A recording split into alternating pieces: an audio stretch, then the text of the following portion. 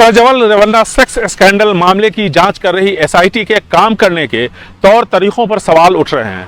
सवाल उठे भी क्यों नहीं। बलात्कार की पीड़ित महिला तकरीबन एक हफ्ते से एसआईटी की निगरानी में है, लेकिन इसके बावजूद उसका बयान सीआरपीसी की धारा 164 के तहत मजिस्ट्रेट के सामने नहीं करवाया गया। आखिर एसआईटी की क्या मजबूरी है। मजिस्ट्रेट के सामने दिया गया बयान अदालत में मान्य है, लेकिन इसके बावजूद एडीजीपी बीके सिंह और उनकी टीम ने इसकी जरूरत अब तक नहीं समझी। प्रज्वल रेवन्ना जर्मनी में है। एफआईआर के मुताबिक इस सेक्स स्कैंडल का वो मास्टरमाइंड है। उसे 2 बार नोटिस एसआईटी की तरफ से भेजा गया।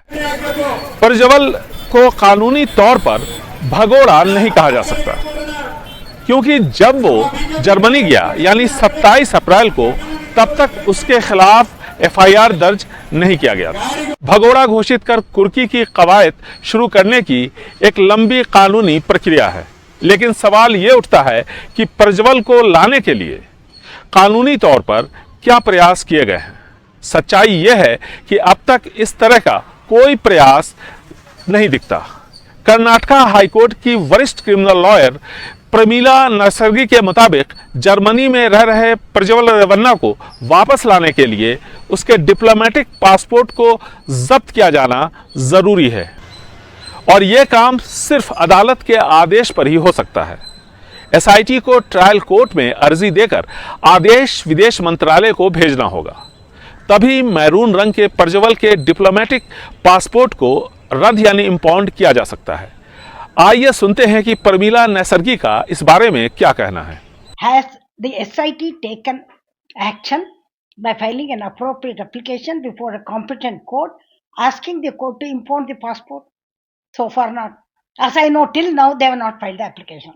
Simply the CM, Chief Minister, writing a letter to the Prime Minister to withdraw the passport. How it can happen? I am surprised. यानी प्रज्वल के पासपोर्ट को जब्त करने की प्रक्रिया ट्रायल कोर्ट के आदेश से ही हो सकती है।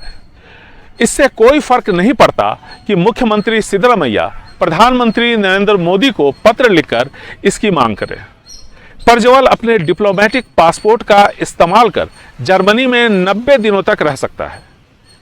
न सिर्फ जर्मनी में, बल्कि उन सभी 34 देशों में जिनसे भारत का वीजा एग्रीमेंट है। कर्नाटका के गृह मंत्री जी परमेश्वर से जब पूछा गया कि एसआईटी अदालत से प्रज्वल के पासपोर्ट को जब्त करने की कानूनी प्रक्रिया शुरू क्यों नहीं कर रही, तो उनका जवाब था कि इंटरपोल के ब्लू कॉर्नर नोटिस से एसआईटी को काफी उम्मीद है। एसआईटी कानूनी प्रक्रिया के तहत काम कर रही है।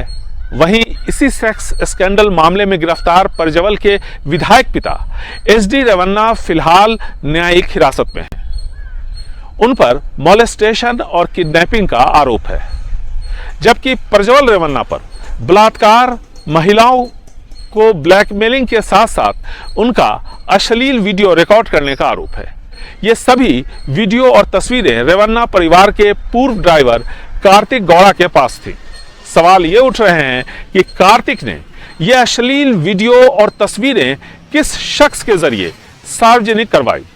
एचडी कुमारस्वामी राज्य के उप मुख्यमंत्री डीके शिव कुमार को इसके लिए जिम्मेदार ठहरा रहे हैं, तो वहीं डीके शिव कुमार ने उल्टे कुमारस्वामी को ब्लैकमेलिंग का बादशाह कहकर उनके आरोपों को सिरे से खारिज कर दिया।